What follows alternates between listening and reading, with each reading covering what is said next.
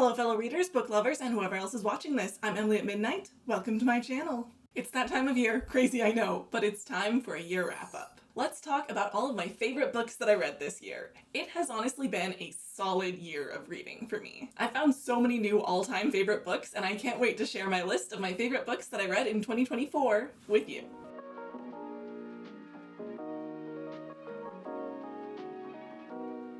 While these are all my favorite books that I read in 2024, I will say this is in no particular order whatsoever. We're gonna start out with a double feature. I read the first two books in the Raven cycle by Maggie Stiefvater.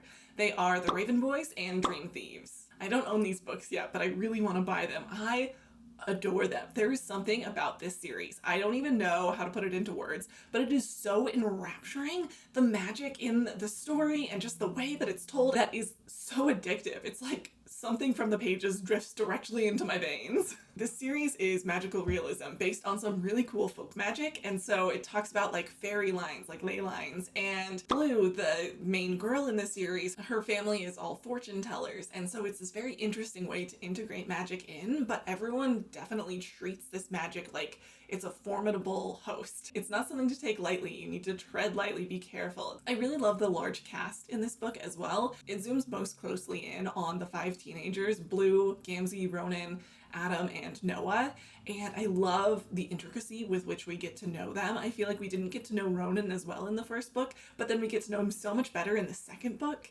and I just feel like everyone is given the appropriate amount of focus and personality, and they're all very distinct from each other. But beyond that, we have an even bigger cast. Each book has a very complex new sort of side character that we get to see so much into.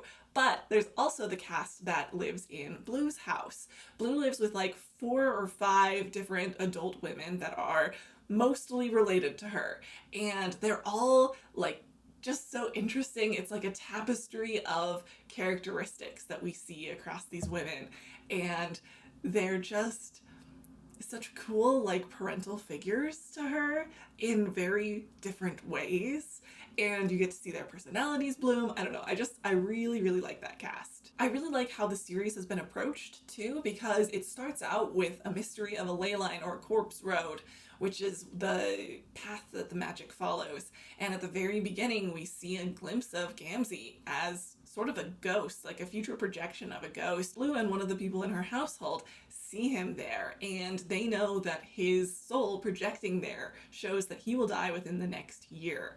And that sort of keeps the stakes really high throughout the series. This is something that Blue has kept close to the chest and hasn't told him yet. And it's really interesting because each book, so far, I've only read 2, each book has its own plot and these things that they're discovering, but you are periodically reminded that there's more going on here. There's a higher stake and a higher discovery coming at the end that I cannot wait for. And I have to say, this series doesn't feel like a typical YA fantasy or romantasy book. There's something different about it, but I think you'll really enjoy it. I really love the writing style, so I think anyone would enjoy it. So please sit down and read it. It's so good. Up next, we have I Wish You All the Best by Mason Deaver.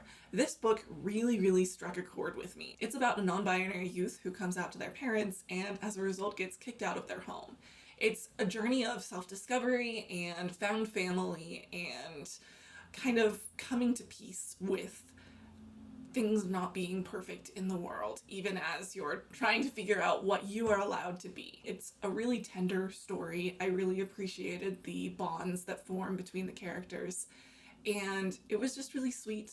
I really liked the main character whose name now escapes me, and it's just stuck with me, you know? I feel like I think about it all of the time. So I really enjoyed that book. It's very wholesome. Up next, we have Guards by Terry Pratchett. This is part of his Discworld series. It's the very first book of the Watch timeline. I haven't read the entire Discworld. I've only read a couple books so far, but basically it's all one massive series, or that's how it's classified, but really it's more like a cinematic universe, but like a bookish universe. Everything that happens in the Discworld series is all in the same universe. I assume the same planet, but I don't know that. I think it is, because it's the Discworld. But I could be wrong. But there are different series within the bigger overall series where they follow different groups of characters, different plot lines, and sometimes they intersect. But the point is, Guards is the first book of a series within the Discworld series. As you would expect by Terry Pratchett, if you read anything from him before, it's playful, chaotic, witty, incredible. I would definitely say it's a classic fantasy book, but it manages to subvert every single expectation that I managed to have in consistently hilarious ways. It's filled with very endearing characters from dramatically different walks of life with very different personalities, and in typical Pratchett form is making fun of everything and everyone all at once.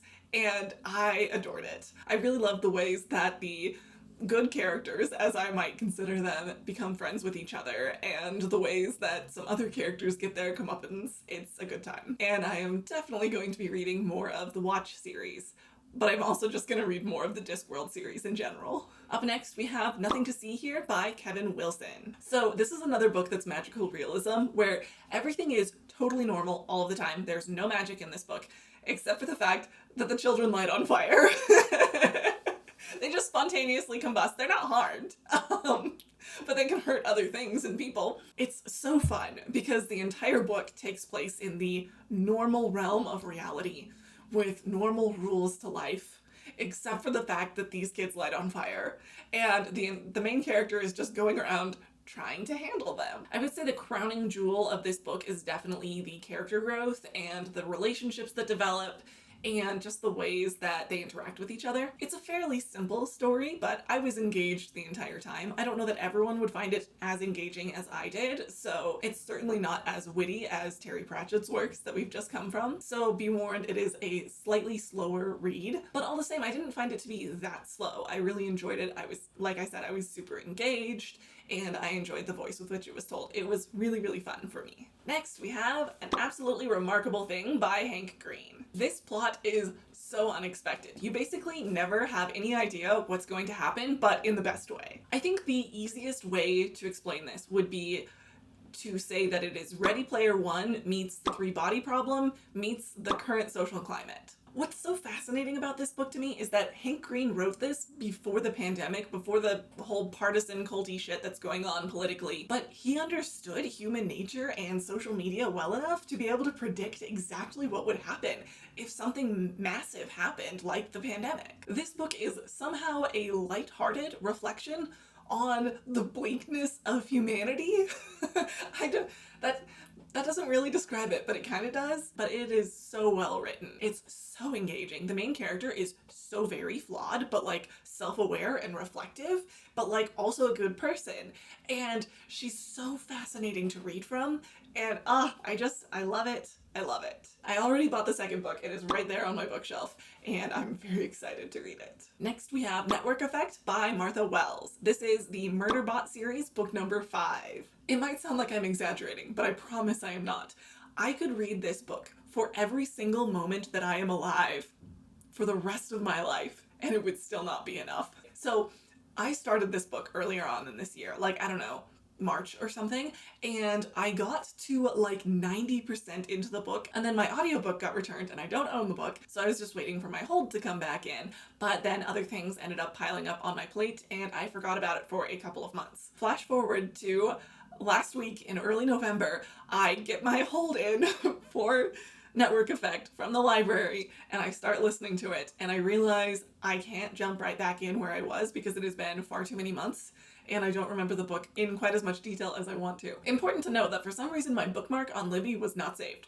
So I didn't remember how far I got into the book. I thought it was like 50% in. So I start over from the beginning and I read the entire thing through in like 2 days flat. Tell me why. I felt every single emotion even stronger. Like everything landed even harder than it did the first time. I loved every single second and I didn't care that I was rereading almost the entire book. I've considered reading it again. I am addicted to this book. It's so incredible. If you haven't read the Murderbot series at all yet, please do. The first like 4 books are all novellas. It's super short and easy to get into. This is, I think, the first full-size novel in the series, and it's book number 5.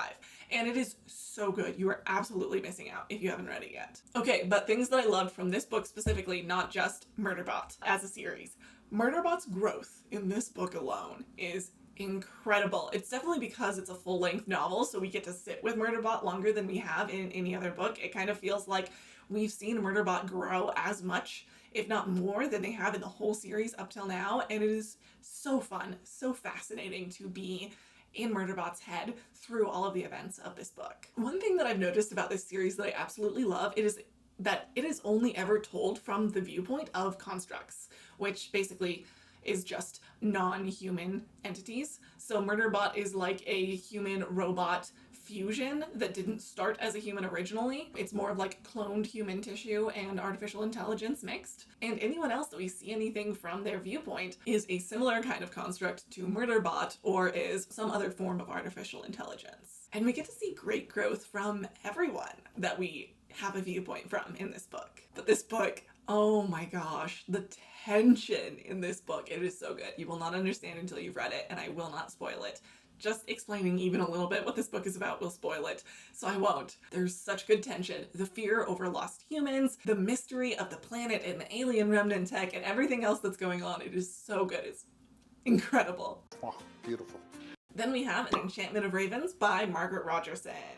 And it's so darling. I talked about it in my Ravens video. If you haven't seen that video, go watch it now. I had so much fun making that. That's definitely my favorite video that I've made so far. This book is lovely, whimsical, and not overly complicated. It definitely keeps the magic in fairies, in my opinion. I feel like a lot of the books that I've read recently that have been about fairy folk makes them feel, I don't really know, maybe more like superheroes than fairies. This book definitely keeps them like whimsical and confusing and kind of out of reach. But at the same time, it does take place in fairy courts. So if you like that ACOTAR stuff, you might like this book too.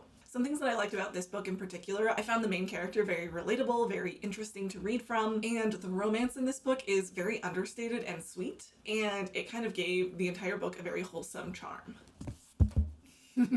Next we have The Cruel Prince by Holly Black. I had no expectation of liking this book as much as I did. One of my friends recommended it to me, Emma. She's mentioned on my channel a lot. And I did not think that I would like it as much as I did, but I really, really loved this book. I would say The Cruel Prince is probably as far on the other side of the spectrum in romantasy from An Enchantment of Ravens as you can possibly get, where An Enchantment of Ravens is whimsical, The Cruel Prince is gritty. The main character in this book is a warrior as opposed to a craftsman, and it gets very down into the nitty-gritty of politics and betrayal and that sort of thing, which is just very different from An Enchantment of Ravens, but I definitely liked it. Very different things, but both good. I have to say, this book is the very, very first time that I have ever seen a female protagonist whose personality is pissing people off done well. Like, all the way through, I was reading it and going, yeah, that choice makes sense. The tropes that one might put this under is definitely enemies to lovers. And the eneminess is so good. He is definitely sufficiently cruel. And then we kind of start to watch him grow and develop. And as they interact, it's like, ooh, is there growth? What is happening? And she is so smart and fixing things in their world and getting all in there. And the tension is there and it's building and they're coming together. And then bam, a very, very realistic boulder gets thrown in the path of their romance. I hope this isn't too much of a spoiler, but the book ends with them being even bigger enemies than before. And it's so realistic and he hates her so much. I really cannot wait to finish this series. For those in my audience who don't read romance, enemies to lovers, you know, in order for it to be good, the reason for them to be enemies has to be really compelling in order for their romance to be so much more compelling. So the fact that they're such good enemies, incredible. That being said, it's very much a series, so I can't wait to read the next books because I really want to know what happens. After that, we have Blindsight by Peter Watts. As my Goodreads review says, this book is vampires in space. No, not like that. This sci-fi book is so fun. It takes place almost exclusively in deep space, interacting with very fascinating alien life, and I love that sort of thing. The writing in this book is very, very engaging. It's another book that is told by a modified human, I guess. I would say this character is definitely still cyborg adjacent, but I would say in this case it's more human than machine. There's some really fascinating flashbacks from this person's perspective that flesh out that backstory, as well as give us a very interesting view of what the future of humanity looks like in this sci-fi future. There are also some incredible plot twists that I really, really enjoyed. So if you've read Ender's Game or anything in the Enderverse or anything sci-fi. I really think you'll like this book. Next we have Always Lived in the Castle by Shirley Jackson. This book is technically gothic horror, but I will say it's very, very tame for horror. It's more like gothic unnerving. This book is filled with very, very fascinating themes. It's definitely domestic commentary. It's about a girl and her older sister who live together in a mansion in a fairly small town. It walks through about a week or more of their lives. You see how they interact together in their house, you see how they interact with the town, you see how outsiders coming into their lives affects things. I almost forgot a very important part of this book. There are murders. Murders that nobody is quite 100% sure who committed. It gives you so much to think about. I read this book for a local book club and it was so fun, especially the discussion we had afterwards, talking about the kinds of commentary that it gives on women and domestic life and mental illness and other people's perceptions of you. It's so fascinating, and it's also a really fun read. It's talking about deep things, but only if you look for it. And so it's a fascinating book to read, but to think about, it's even more fun. And this book can literally be interpreted in any way if you try hard enough. It's just open-ended enough that you can explore multiple possibilities and then convince yourself that those are the actual way that the story went down. The best part about reading this for a book club is that we did just that. We talked about every single way that the story could have gone down and kept convincing ourselves that that's actually what happened, and it was so fun. This is also one of those books that has really stuck with me. I think about it all the time. The next book is An Elderly Lady is Up to No Good by Helene Tursten. This book I would classify as a comedy. It's so funny. We follow this incredibly morally gray granny. She has a very curt and straightforward way of thinking, and you're pulled into her head so well that you feel like you're reading just a typical day in the life cozy story until you realize she's about to do something very devious. But only because it'll make things easier for her. It's so fun and silly, but only read it if you can find macabre stories hilarious. And the very last book is Imogen, obviously, by Becky Albertalli. This book, first off, is such a cute romance. I love this story. It's an adorable coming-of-age sort of tale about a girl who's transitioning from high school to college. And it's so fun and so very real. You walk through very typical insecurities and concerns, and despite being a fairly light romance, it also discusses very complicated issues and navigates complicated relationships. It's a very deep book for how light it is, if that makes sense. Also, major points in the favor of this book, especially in the romance category, is that something comes up that could have been a major miscommunication trope. I was afraid we were headed down that path, that it would just be stupid miscommunication that would drive the characters apart, but it was settled before it could become a problem by communication. What? That never happens. It was incredible. I was so excited. And you still get a typical romance of growing together and sort of navigating things. You don't have to break them apart with a stupid miscommunication trope. It's incredible. I loved it. So if you hate miscommunication tropes in your romance, definitely read this book. Alright, that's it for my favorite books that I read in 2024. That was 12 books, so you can tell I read a lot of really good books this year if I couldn't narrow down my top few to less than 12. I really hope you enjoyed this video. Please give this video a like if you liked it, and don't forget to subscribe. Also, I just released my review of the second Wheel of Time book, so definitely go check that video out and watch the first review if you haven't seen that one yet. I'm also reviewing the Harry Potter books as I read them through for the first time as an adult, so go check out that series too. Feel free to follow my Goodreads, Instagram, etc., all of which are Emily at Midnight and are linked below. I have a lot of great things coming, so subscribe and stick around. Have a wonderful day, treat people with respect, and pick up a book. This is so many.